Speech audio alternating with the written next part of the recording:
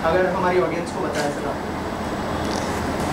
15 साल पहले मैं बॉम्बे आया था, तो कुछ चीज़ों को हम देख रहे थे कि कास्टिंग कैसी होती है। हमें फिल्म इंडस्ट्री में बहुत सालों से, मतलब पहले से भी इंटरेस्ट रहा है, और जब मैंने देखा कि कास्टिंग एक बहुत बड़ा मुद्दा है, एक बहुत बड़ी ज़रूरत है, तो मैंने अपने बर्थडे वाले दिन, आज मेरा जन्मदिन है, और इसी जन्मदिन के दिन मैंने कंपनी को रजिस्टर्ड किया था फुलक्रम फिल्म के नाम से, जो पिछले 15 साल से एक अच्छे मुकाम से अच्छे लोगों के साथ काम कर रही है।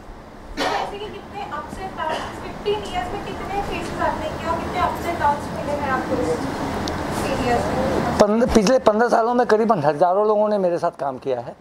गिनती तो बोलना बहुत मुश्किल है, क्योंकि हर प्रोजेक्ट में अलग अलग लोग होते हैं, अलग अलग काम होता है। लेकिन जहाँ तक मेरा 15 साल का सफ़र है, ये काफ़ी अहम है, क्योंकि मैं नहीं देखता कि कौन अनुभवी है, कौन नया है, कौन अभी आया है। अगर वो मेरे कैरेक्टर को फिट हो रहा है तो मैं उन्हें मौका दे देता हूँ, और वो ही हमारे लिए भगवान साबित होते हैं। हमें ज़रूरत नहीं पड़ती कि कौन कहाँ से आया है, किस रूप में आया है, कैसे आया है।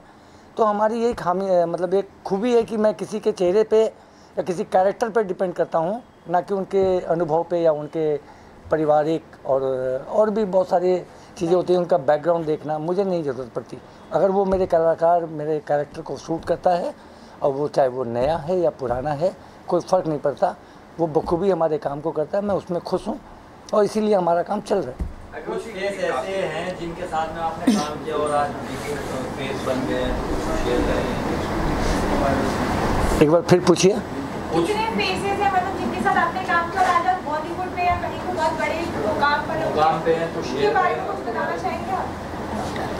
फेसेस बहुत सारे आए हैं, नए फेसेस आज बहुत बड़े बड़े कलाकार बन गए। अभी जैसे फॉर एग्जांपल मैं आपको गिरीश थापर जी की बात बताऊं, जब ये शुरू में आए थे, एक मेरठ के छोटे से गांव से आए थे। आज इनकी फिल्में आप जाके देखेंगे, इनकी विकीपीडिया देखेंगे, इन्होंने मेरे साथ में एक छोटा सा काम किया था। मेरा काम है ब्रेक देना, मेरा काम है शुरुआत कराना, मेरा काम है इंडस्ट्री में आपको एंट्री देना। और देना मतलब कि ऐसे छोटे मोटे नहीं, एक अच्छे जगह, एक प्लेटफॉर्म अच्छी हो, एक अच्छे लोगों के साथ काम करना, प्रोफेशनल तरीके से काम करना। मैंने इन्हें ब्रेक दिया। बाकी इनका मुकद्दर है, इनका तकदीर है, इनकी टैलेंट है, इनका सब कुछ है। कलाकार आगे बढ़ गए, अब बहुत सारे कलाकार हैं, अभी सब की लिस्ट बनाना जाऊँगा तो बहुत टाइम लगेगा। अग्रवाल जी, अभी कास्टिंग की बात कर रहे हो, कहीं ना कहीं ये निजाम लगता है कास्टिंग काउच का। आप पे कभी कास्टिंग काउच का दाग नहीं लगा है, इस पर आप क्या कहेंगे? ये बहुत बड़ी चीज़ है। बहुत अच्छा सवाल है आपका। कास्टिंग काउच कास्टिंग का पार्ट नहीं है। लोग कैसे बोल रहे हैं, क्यों बोलते हैं, क्यों करते हैं, ये मुझे पता नहीं है। वो एक अलग जोन है, वो एक अलग दुनिया है। अगर आप फिल्म इंडस्ट्री में देखेंगे तो सब कास्टिंग काउच वाले नहीं हैं, जिसको जिसकी मर्जी है, जैसे मर्जी है करता है। लेकिन कास्टिंग काउच बोल के कोई प्रेशर नहीं है। आज बहुत सारी लड़कियां हमारे साथ काम कर चुकी हैं, बहुत सारे लड़के हमारे साथ काम कर चुके हैं, तो क्या हमने उन सबके साथ में कास्टिंग काउच थोड़ी किया? सर इनके बारे में बोलूँगा, ये इनका वैसा व्यक्तित्व है कि चंदन के वृक्ष पर हज़ारों सर्प लिपटे रहते हैं, लेकिन चंदन ने अपनी शीतलता नहीं छोड़ी। कर लिपटे रहे तो लिपटे रहे भाई, कोई दिक्कत नहीं है। हमारा काम है, फील्ड है। शुक्र की दशा से हम लोग मुंबई आए हैं, काम कर रहे हैं। यहाँ अच्छे लोग, ये 5 उंगलियाँ बराबर नहीं हैं। तो यही है कि हम तो इन्हें चंदन बोलते हैं, चंदन के वृक्ष पर हज़ारों सर्प लिपटे रहे हैं, लेकिन चंदन अपनी शीतलता नहीं छोड़ता। सर यहाँ अच्छा काम भी है, क्लीन काम भी है, सही ढंग से भी काम मिलता है। ऐसा नहीं कि सब उल्टे सीधे चक्रों से। अगर ऐसा होता तो सर फिर सभी लोग। आप बोलते हैं कास्टिंग काउच वाली बात, फिल्म इंडस्ट्री चलती है, कई हज़ार करोड़ों का यहाँ टर्नओवर है। कोई एक इंडस्ट्री एक फिल्म से तो ख़त्म नहीं होती, या एक फिल्म इससे बनने से शुरू होती है, ऐसा तो नहीं है। पिछले 75 साल से इंडस्ट्री चल रही है। पृथ्वीराज कपूर के ज़माने से फिल्में बन रही हैं। ब्लैक एंड वाइट से अब कलर पे आ गए, डिजिटल पे आ गए, डिजिटल से बहुत सारे डिजिटल मीडिया पे आ गए। तो हर जगह अगर यदि आप कास्टिंग काउच अगर मीडिया वाले पूछेंगे हैं, तो कास्टिंग काउच है नहीं कुछ, तो इंडस्ट्री कैसे चलती है अगर सब कास्टिंग काउच ही कर रहे होते तो? और गंदगी कहाँ नहीं है? कौन सा ऐसा क्षेत्र है भाई यहाँ गंदगी है ही नहीं, लेकिन यहाँ साफ सुथरा है सर। यहाँ है ही नहीं, यहाँ बहुत साफ सुथरा क्लीन काम होता है। है। मैं ये बात कह सकता हूँ, मेरे पास तो कोई गंदगी है सर। ये इंडस्ट्री बहुत खूबसूरत है सर। इतनी साफ़ सुथरी इंडस्ट्री, इतनी अच्छी इंडस्ट्री, शायद कोई इंडस्ट्री इतनी साफ़ सुथरी नहीं है। सर हम लोग ये सब एक बाहर दिखा क्योंकि हो जाता है, जैसे क्या है ना, हम लोगों को आज इस इंडस्ट्री के अंदर जितने भी लोग हैं, ये अग्रवाल जी हैं, कोई पूरे इंडिया से क्या पूरी दुनिया से लोग मुंबई में काम करने आते हैं। बाकी जगह कभी धर्म के नाम पर, कभी जात के नाम पर, कभी बिरादरी के नाम पर, कभी संप्रदाय के नाम पर, कभी भाषा के नाम पर लड़ाया जाता है। लेकिन यहाँ पर एक फिल्म बनती है, पता नहीं चलता कौन किस धर्म का है, किस जात का है, किस बिरादरी का है। वो कहते हैं ना कि यकीन करो या ना करो, बात यकीन की है और हमारे शरीर की मिट्टी इसी ज़मीन की है। हम तो आपस में सब भाई भाई हैं, पर हमें लड़ाने की साजिश किसी कमीन की है। और मेरा ये कहना होता है ना सर कि कभी धर्म का, कभी हिंदुओं को गर्व हो हिंदुत्व पर। मेरा कहना है ऐसा कि हिंदुओं को गर्व हो हिंदुत्व पर, मुसलमानों को इस्लाम पर अभिमान होना चाहिए, और सिख शिक्षा के गुरुओं से ईसाइयों को बाइबल का ज्ञान होना चाहिए, अपने अपने धर्म का सबको ज्ञान होना चाहिए, लेकिन सबके जहन में सबसे पहले हिंदुस्तान होना चाहिए। लेखक छुपा हुआ है कहीं, लेखक भी तो नहीं है यहाँ। नहीं, मैं लेखक नहीं हूँ सर, मैं चोर आदमी हूँ। लोगों के दिल चुराता हूँ, लोगों की शायरियाँ चुराता हूँ सर। कोई कलाकार लोग हैं कि मिट्टी हैं तो पल भर में बिखर जाएंगे हम सर, हुजूर मिट्टी हैं तो पल भर में बिखर जाएंगे हम, खुशबू हैं तो हर दौर को महकाएंगे हम रूहे सफ़र हैं, हमें नामों से ना जान, कल फिर किसी और नाम से आ जाएंगे हम। क्योंकि हम तो ईश्वर वाहेगुरु परमपिता परमेश्वर से एक ही बात कहते हैं कि अगर जान दी है तो जीने का हुनर भी देना, अगर जान दी है तो जीने का हुनर भी देना, पाँव बख्शे हैं तो तौफीक के सफ़र भी देना। हम तो गूंगे हैं, बोलना तूने सिखाया है, अब हम बोलें तो हमारी बातों में असर भी तू ही देना। क्या बात है। इससे बहुत लंबा बोलने की वाली है, वैसे तो एक बहुत बड़ा सब्जेक्ट है ये। फिल्म इंडस्ट्री किसी जात पात या भेदभाव या ऊंच नीच से नहीं देखी जाती। यहाँ पे आप जब आते हैं ना, तो आपसे कोई स्कूल का सर्टिफिकेट नहीं पूछता कि आपने 10th में क्या किया या 12th में क्या किया। आप यहाँ आते हैं तो आपसे कोई रिटायरमेंट की एज नहीं फिक्स की जाती। आप 70 साल के हैं तो भी काम कर रहे हैं, आप 7 साल के हैं तो भी काम कर रहे हैं, आप 25 साल के हैं तो भी काम कर रहे हैं, आप 35 साल के हैं तो भी काम कर रहे हैं। ठीक है, यहाँ रिटायरमेंट की कोई एज नहीं है, स्कूल के सर्टिफिकेट की कोई एज नहीं है। यहाँ एक इंसानियत होनी ज़रूरी है। और इंडस्ट्री अगर चल रही है तो आप सब एंटरटेनमेंट कर रहे हैं। अगर यदि हम फिल्में नहीं बनाएंगे तो एंटरटेनमेंट आप कहाँ से करोगे? तो फिल्म को धर्म और जात और पात के हिसाब से जोड़ना बेबुनियाद है, गलत है। बॉलीवुड बाइकआउट की बात हुई। हाँ, तो मैं यही कहना चाहता हूँ कि कोई आदमी कहता है कि मैं बीफ नहीं खा, बीफ मुझे पसंद है, तो बीफ खाना पसंद है तो खाओ, कोई मनाही थोड़ी है। इसका मतलब ये थोड़ी कि आपको मंदिर में जाना मना हो जाएगा। इसका मतलब ये थोड़ी कि आपको मस्जिद में जाना मना हो जाएगा। अरे आपको बीफ पसंद है, आप खाते हो। अगर इतनी ही बीफ से बुराई है और इतनी बीफ में बुराई है तो आप बैन कर दो ना। हर जगह हर स्टेट में अपने अपने हिसाब से बीफ बेच रहा है। गोवा में बिक रहा है, कहीं बिक रहा है, कहीं बिक रहा है। तो बीफ खाने से अगर यदि एक्टर खराब होता है तो आप भी तो खराब हो। आपकी नीयत खराब है। आप किसी राजनीति के एक गैंग में फंसे पड़े हो और वो गैंग फिल्म को बॉयकॉट कर रहा है। वो बहुत बड़ा गुनाह हो रहा है। इंडस्ट्री से कम हजारों परिवार चल रहे हैं। आज सरकार गुलामी कर रही है, आज सरकार रोजगार नहीं दे पा रही। इंडस्ट्री से कितने लोगों को रोजगार मिलता है? आप भी आज आए हो यहाँ पे, आपको भी मीडिया वालों ने को बुलाया गया है तो फिल्म के बारे में बताने के लिए बुलाया ना। आपको रोजगार मिला है ना। आज ये बंदा काम कर रहा है कास्टिंग का, तो इसको रोजगार मिला ना।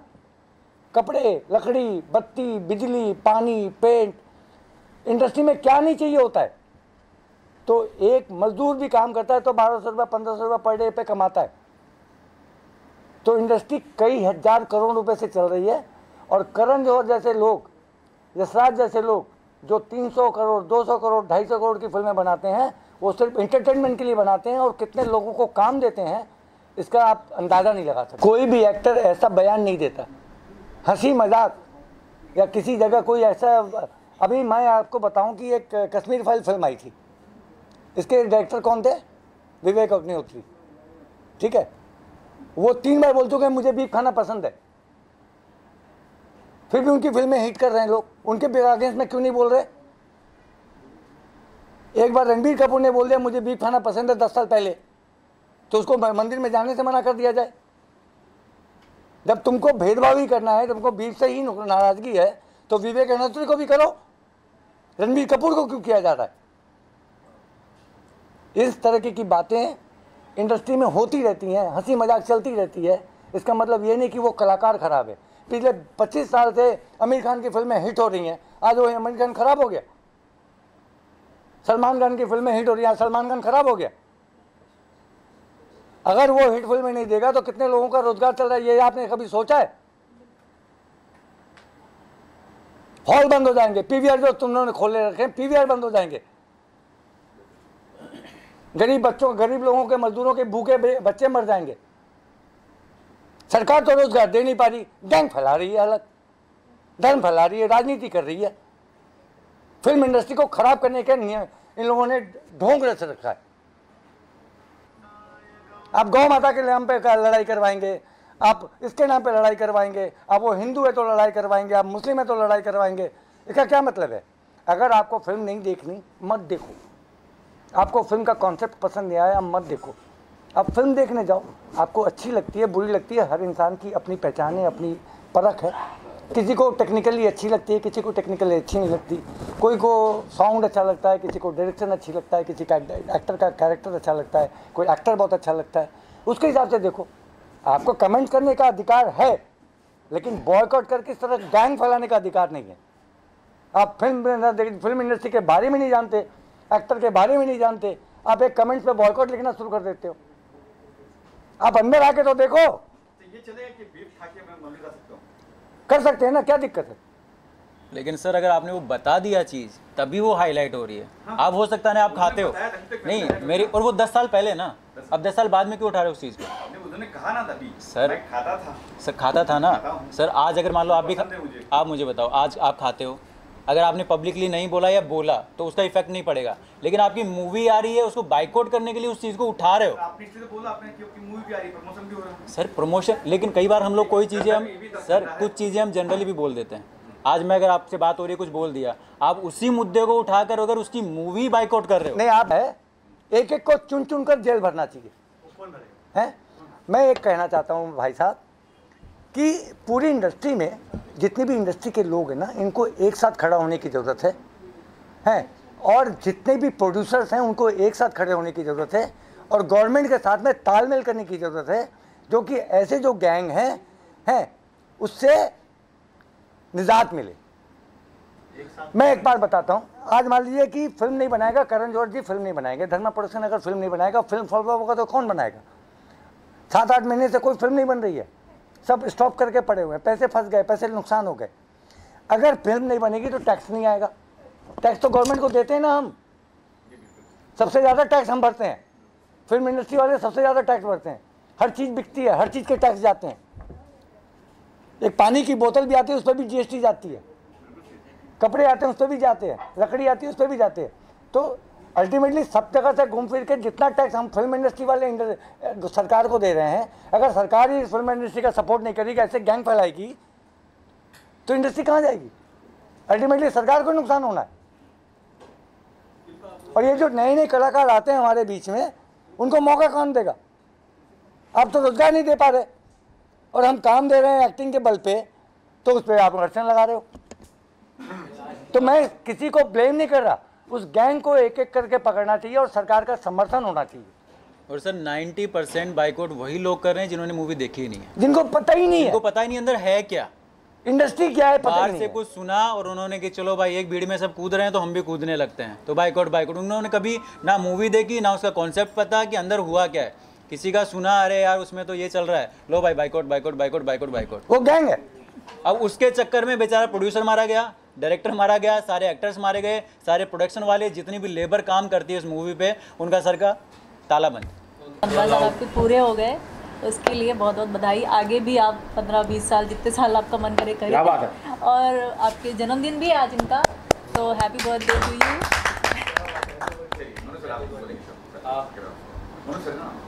हाय, एक्चुअली मैं लास्ट 5 साल से सर के साथ जुड़ा हुआ हूँ, और फुल टाइम इन्हीं के साथ में कास्टिंग का काम भी देखता हूँ, एज एन एक्टर भी इनके साथ में मैं काम करता हूँ। बहुत ही जेन्युइन है सारी चीज़ें। ये जो कास्टिंग काउच है ये सब चीज़ें बहुत दूर है। यहाँ पे सिर्फ एक्टर को देखा जाता है, वो अगर लुक में जा रहा है या उसकी परफॉर्मेंस उसके हिसाब से है तो उसको कास्ट किया जाता है, नहीं होता है तो उसको बोल दिया जाता है कि भाई अभी तुम्हारे लायक कुछ नहीं है, हम लोग नेक्स्ट में कुछ देखते हैं। और 5 साल में जहाँ तक है मेरे थ्रू भी मैंने कम से कम इनके साथ में काम किया होगा, 10,000 से ऊपर एक्टर्स को हम लोगों ने कास्ट किया होगा। पहले का तो भी 15 साल से जर्नी हो गया, तो आप अंदाज़ा लगा सकते हो कितने लोग होंगे। और मोस्टली सब बड़े प्रोडक्शन हाउस के साथ ही हम लोग काम करते हैं। धर्मा है, यशराज है, मैडोक है, सिने1 है, सुभाष गई है, अब्बास मस्तान जी है। और जर्नी सर के साथ में बहुत अच्छी है, लाइजनिंग हम लोगों की बहुत अच्छी है, हमारी टीम की बहुत अच्छी है, अच्छे से काम चल रहा है, बहुत अच्छा चल रहा है। सर के साथ बहुत ज़्यादा अच्छा रहा। फ़र्स्ट ऑफ ऑल मैं जाती थी ऑडिशन के लिए, तब सर से मैं रूबरू होती थी, वो देखते भी नहीं थे। आफ्टर ऑल एक बार मनु ने मुझे भेजा कि मैम जाइए वहाँ ऑडिशन है, एंड मैं गोरेगांव में ही थी, but I don't have any sari and look, जो भी इनको परफेक्ट चाहिए था।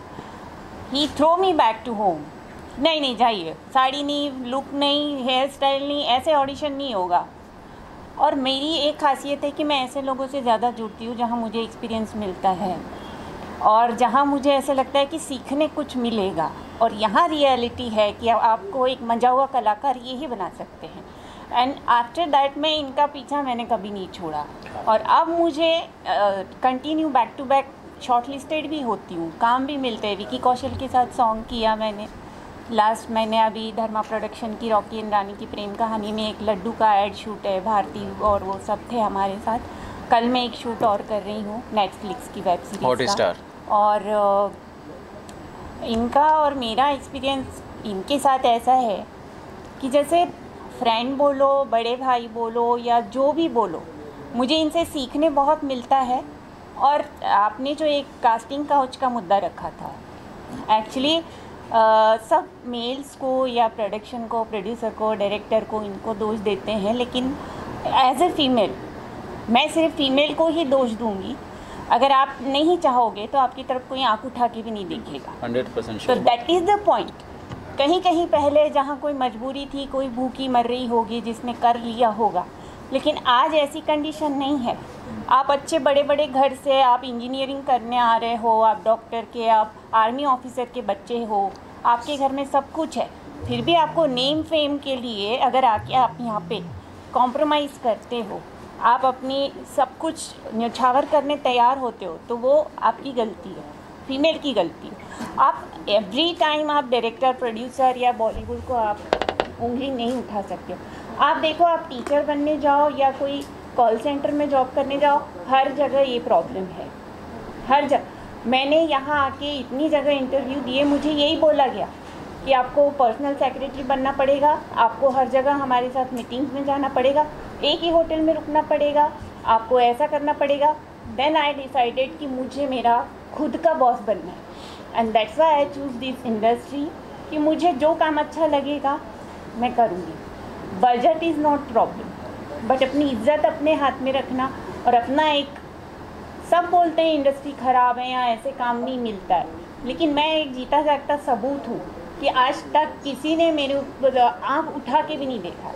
मैं शूट पे जाती हूँ, जब तक मुझे लेने नहीं आते हैं वैनिटी में, तब तक मैं बाहर नहीं निकलती, और मेरा काम ख़त्म होते ही मैं वैनिटी में आती हूँ कि जब मेरा काम होगा तब बुलाना। तो ये इबादत की तरह मैं हर काम करता हूँ, और मेरा उसूल है पहले मैं सलाम करता हूँ, और मुखालफत से मेरी शख्सियत और संवरती है, इसलिए मुखालफत करने वालों का तो मैं तहे दिल से एहतराम करता हूँ। और जहाँ तक बात है हिमालय सर का, तो आज बर्थडे है, इनको बहुत बहुत शुभकामनाएं। ईश्वर वाहेगुरु परमपिता परमेश्वर इनको बहुत खुश रखे, स्वस्थ रखे, मस्त रखे और व्यस्त रखे। पंजाबी जी कहते हैं कि रब तुहानू राजी रखे, रूह तुहाडी ताज़ी रखे, तुहाडे तो बाजी रखे। और जहाँ तक बात है मेरी, तो मैं तो आप सभी लोगों का भी आभार व्यक्त करता हूँ कि आपने हमें इतना समय दिया, इतना टाइम दिया। आप सबको बहुत बहुत धन्यवाद। और अंत में यही कहूँगा कि कितनी जल्दी ये मुलाकात गुजर जाती है हुजूर, कितनी जल्दी ये मुलाकात गुजर जाती है। प्यास बुझती नहीं, बरसात गुजर जाती है। और अपनी यादों से कहना कि वो इस तरह ना आया करें, क्योंकि नींद आती नहीं, रात गुजर जाती। और समेट लो सितारों को बाहों में, दूर तक रात ही रात होगी। मुसाफिर हैं हम भी, मुसाफिर हो तुम भी, फिर किसी मोड़ पर आपकी हमारी मुलाकात होगी। जय हिंद, जय भारत। और हाँ मैडम, मुझे चोर बनना है इसलिए कह रहा हूँ। मुझे चोर बनना। सर मैं सिमी अरोड़ा हूँ पंजाबी फिल्म इंडस्ट्री से।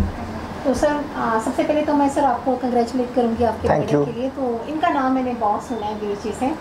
तो मतलब जैसे कि आप जानते हो इनका नाम ही काफ़ी है। तो ये कि ये अपने आप में एक पहचान है इंडस्ट्री को लेकर। ये बात बिल्कुल सही है कि ये आर्टिस्ट को काम देते हैं, ये उनकी लुक को देखते हैं कि उनके साथ जा रही है नहीं जा रही है, इनके पीछे उनकी कास्ट नहीं देखते, उनका बैकग्राउंड नहीं देखते। ये बिल्कुल सही है पूरे, ये बिल्कुल सही बात है। और मेरे भी कुछ फ्रेंड्स हैं जो इनके बारे में ये बोलते हैं कि ये जो कास्टिंग करते हैं आप इनसे जुड़ो, आप यहाँ आओ, आप इनसे जुड़ो, क्योंकि ये अपने काम को लेके बहुत ज़्यादा फेयर हैं और ये बहुत ज़्यादा सीरियस है अपने काम को लेके। इनको किसी दुनिया से किसी कुछ नहीं लेना देना। ये बिल्कुल सही बोलते हैं कि ये आर्टिस्ट की प्रोफाइल देख के, उसका जो बाहरी लुक देख के उसका कास्ट करते हैं कि हाँ ये जा रहा है लुक सामने को, ठीक है। तो ये सबसे बड़ी बात है। तो हरदम एक ही बात कहूँगा लास्ट में कि इंडस्ट्री में किसी भी तरीके का भेदभाव ख़त्म करके इंडस्ट्री को अच्छे से बनाओ, अच्छे से चले। और उन सभी बच्चों को जो चाहते हैं इंडस्ट्री में आना, एक तरीके का ये कहा जाए तो प्रोफेशनलिज्म होता है। जैसे कोई चार्टर्ड अकाउंटेंट बनना चाहता है, कोई डॉक्टर बनना चाहता है, कोई इंजीनियर बनना चाहता है, तो वैसे ही एक प्रोफेशन को पकड़े और एक कलाकार बन के दिखाएं। ये एक अपने आप में एक बहुत बड़ी उपलब्धि होती है। आपको 3 साल पढ़ाई के बाद में, 4 साल पढ़ाई के बाद में इंजीनियरिंग मिलती है, 5 साल पढ़ाई के बाद में आप सीए बनते हो। यहाँ तो आप जन्म से ही कलाकार बन सकते हो।